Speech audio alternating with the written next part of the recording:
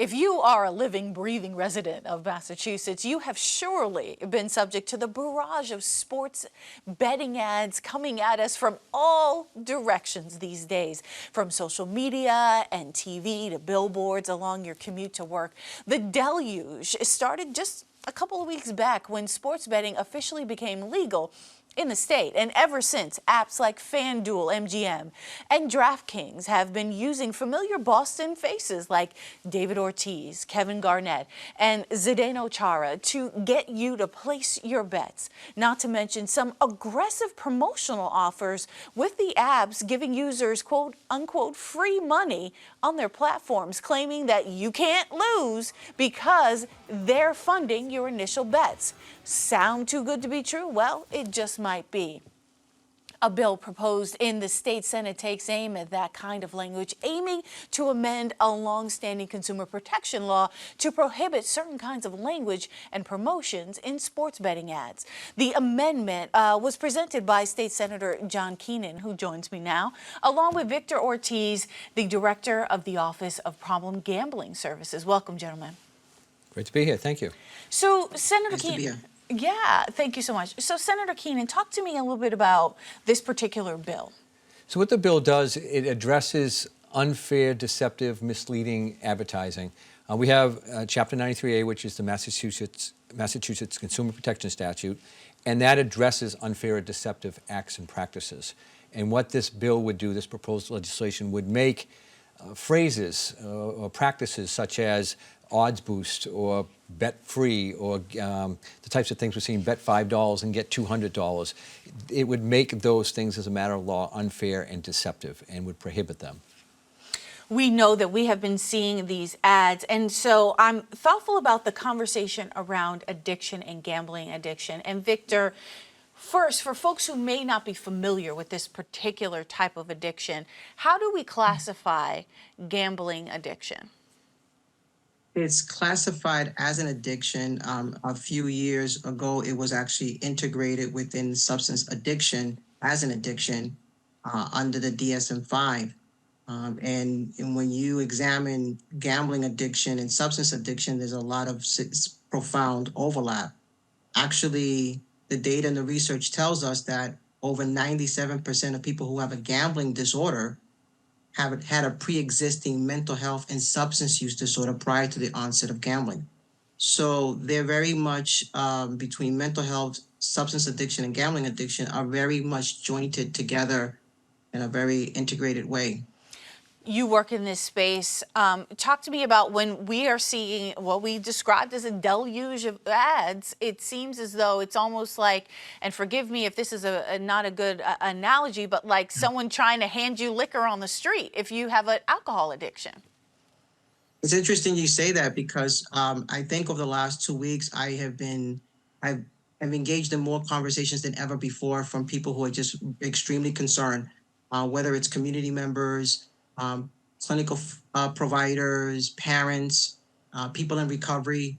I mean, that analogy did come up from a few folks who are very in tune to those realities of addiction, and have expressed their being overwhelmed with the ads as well as just the concerned nature of the ads. Yeah, Senator Keenan, I know that you actually posted to social media about how these ads can be disruptive and distracting, and as we heard from Victor, dangerous. You just can't escape them. I was sitting in traffic the other day, and I look over, and there on a municipal barrel, is an ad for sports betting. So it seems like everywhere you go, whether you're on your phone, on social media, newsprint, and then, of course, when you turn on the television, they're just there. And the goal is to get as many people as possible introduced to sports betting.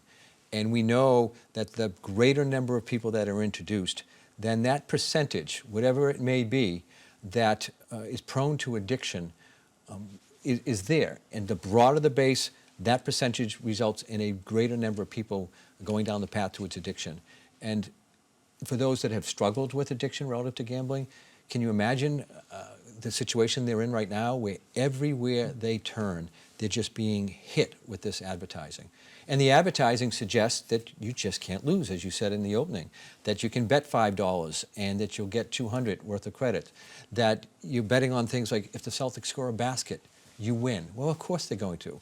But long term, we know the house always wins. And in the wake of the house winning, there are lives that are ruined and there are significant public health issues that remain to be addressed.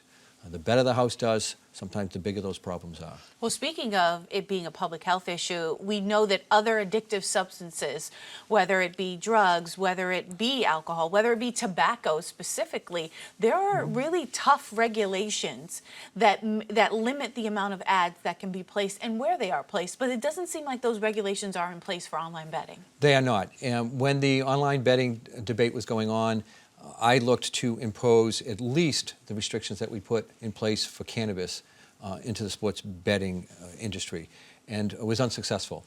And just to take it kind of as an extreme, for instance, under our alcohol regulations, you can't have a sound truck going around promoting alcohol. Under our cannabis regulations, you can't have a sound truck going around promoting cannabis. And yet, while there was an effort to amend the sports betting bill to include that, it was unsuccessful. So you could drive around in a sound truck, it seems, and promote sports betting. And so the most basic things that we did when it came to areas that we know there are addiction issues, we haven't done here. And we know in this area it's prone to addiction as well. And we've seen the consequences. It's just been free game. Victor, how important is limiting these ads, regulating these ads to the clinicians and, of course, the folks who are suffering from addiction? It's important that we continue to work towards addressing this issue, and it's important that we bring all folks together to really continue to figure this out, because I think at the stage where it is very overwhelming and there are a lot of concerns. There's no doubt about that. The other side of this is that, we understand clearly from a public health perspective that there's going to be some impact. Whether that impact is minimal, moderate or severe, there will be impact. And then that impact is could be additional addiction and or related issues. I think what people sometimes overlook, that gambling has such an interconnected to a whole host of other issues, because it's probably the one issue that has significant overlap in a lot of different areas. For example, we know from previous studies that people who are recreational gamblers have issues of obesity, for example, or take prescription drugs, or might consume alcohol higher and things of that nature. So I think that there are public health concerns here that we need to take a look at, and in particular, in that concern, in regards to the advertisement, is one of the things that's really critical from our vantage point, aside from those other macro issues, is that the one safety net based on that impact that we have is our helpline. And because we know the impact is there. And so preserving that and having it clearly outlined in the advertisement, that safety net, the only safety net that we have in the Commonwealth, is critical to ensure that when people need help, can get help via the helpline. So that's also as critical importance as well. Well, it's funny you mentioned that one safety net that we have. The state stands to gain millions and millions of dollars in revenue from this online gambling that have been happening, this sports betting, but there's only one helpline. And it seems like where could some of that money, or should some of that money, be going to more safety nets for folks who struggle with addiction? Yes, some of that money will be designated to help those who are struggling with addiction. Okay. And Yes. the millions remains to be seen. It will be millions, there's no doubt. The estimates vary as low as $60 million in the first year to highs of twice that number or more. So there will be millions of dollars, but in the grand scheme of our budget, it's not a lot of money. The biggest driver of our state budget is our mass health, public health line, and providing insurance coverage for people in need. And a greater number of people rely on that than ever before. And so we may get some money in from sports betting and the taxes on that, And yet the most significant item in our budget is our health budget. And so we get a little bit here, but it costs us so much more over here. And that's just kind of in a direct way where there are issues related to addiction where there's a cost, and that's treatment. What remains to be seen is what impact this will have, and studies show that there will be impact on things like domestic violence, on issues relating to the home, children facing greater needs from schools because they're not getting supports at home because there are financial issues related to gambling. So all of that is kind of a silent cost, and it's hard to quantify it, but we know it's there, and so much of that drives what we have to do in our public health budgets and in our health insurance budgets. Victor, how does your office and the clinicians and the support folks in your office, how do they manage, you know, all what could be an influx of folks, or at least a number of folks who are triggered by this excitement? I know everywhere, you know, from the news, from the radio, from billboards we talked about in the beginning of the show. How is your office managing, you know, in this initial 2 weeks of very excitement of, you know, basically it being legal in Massachusetts? Well, the first thing is I'm not getting a lot of sleep. That's for sure. That's number one. Just full disclosure.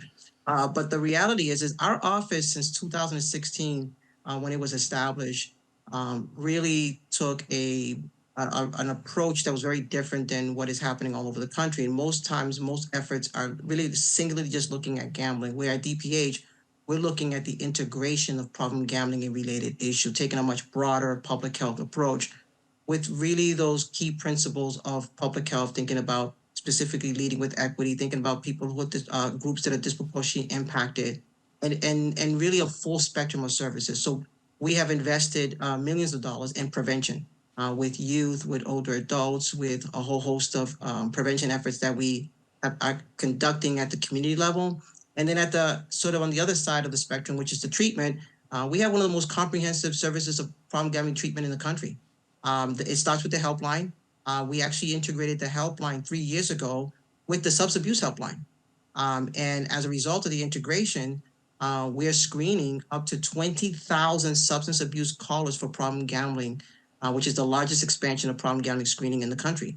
So we have taken this opportunity since 2016 and thinking about with the resources, and thanks to the legislators who actually made that happen for us to have those resources, think about what can we do better in Massachusetts from a public health perspective as it relates to gambling. But this sports wagering brings a new challenge.